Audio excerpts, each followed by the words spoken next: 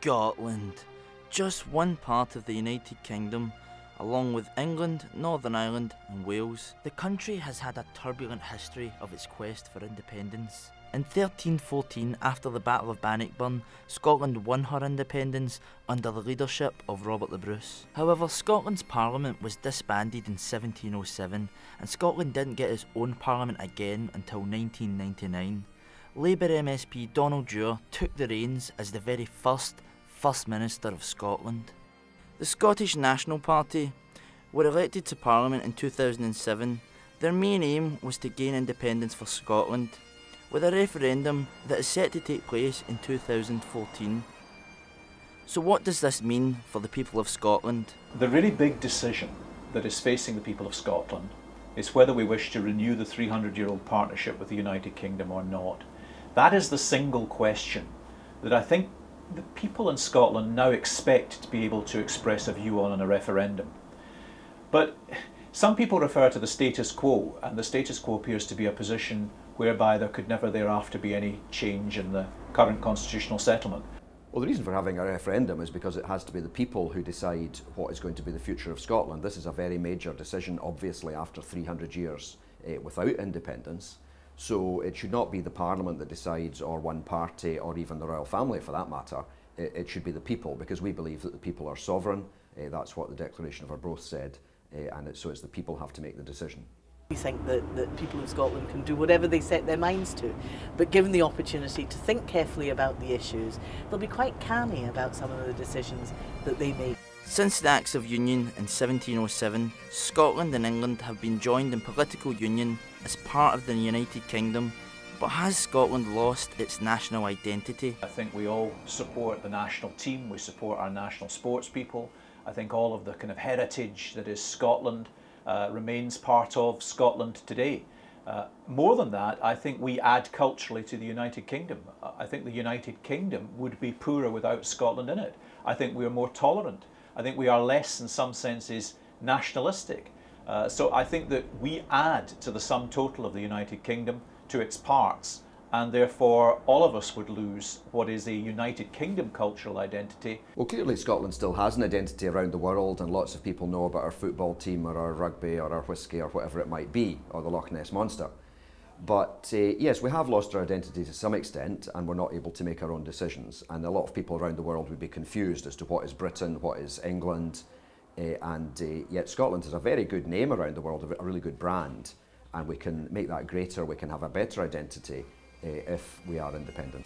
With around only 5 million citizens in Scotland, equal to the amount that lives in London, the amount of tax that the Scottish public pays is not in any way equal to the amount she gains from Westminster. So could Scotland survive on her own if independent? Well, I'm totally convinced that Scotland would be better off, first of all financially, because at the moment we are subsidising the UK around £500 per head per year. So that can be changed. We're also spending money on things like nuclear weapons, where we could be using that money for our schools and so on and so forth. So definitely we'd be better off financially, but also I think it would be better for us psychologically. Just like when I left home, I got on better with my parents after I had left home and was living independently, although we still had a relationship.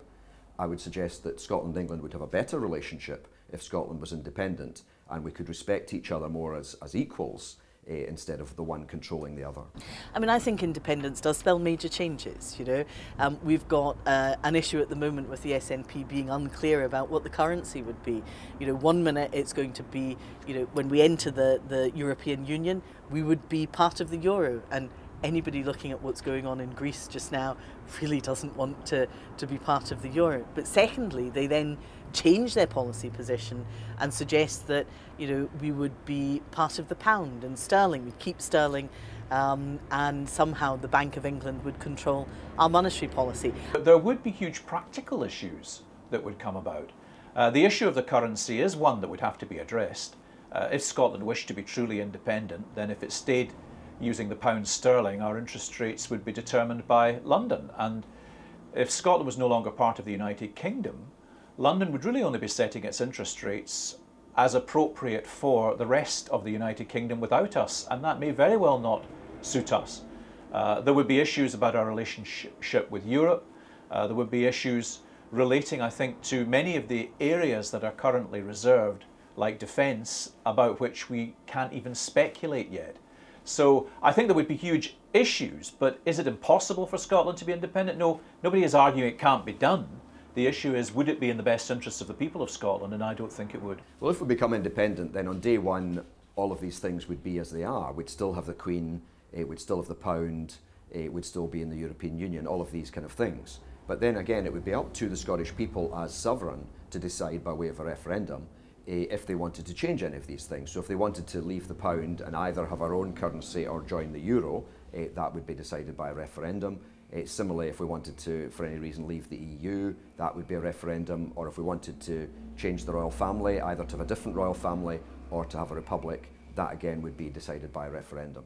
When you look at studies done over time, they tell you that about 23 to 25% of people in Scotland believe in independence, and those studies conducted over time are the most reliable. You will of course get snapshots of people who feel, yes, we want Scotland to be independent, or they don't want to be part of the United Kingdom. And I've no doubt that the fact that we have a Conservative coalition government has an impact on some people. But as somebody once said, and I think that's so true, I don't like David Cameron because he's a Tory, not because he's English. So, in the context of where we are, I think people will weigh the issues up very carefully. They won't just be voting in the referendum with their hearts, they'll be voting with their minds as well.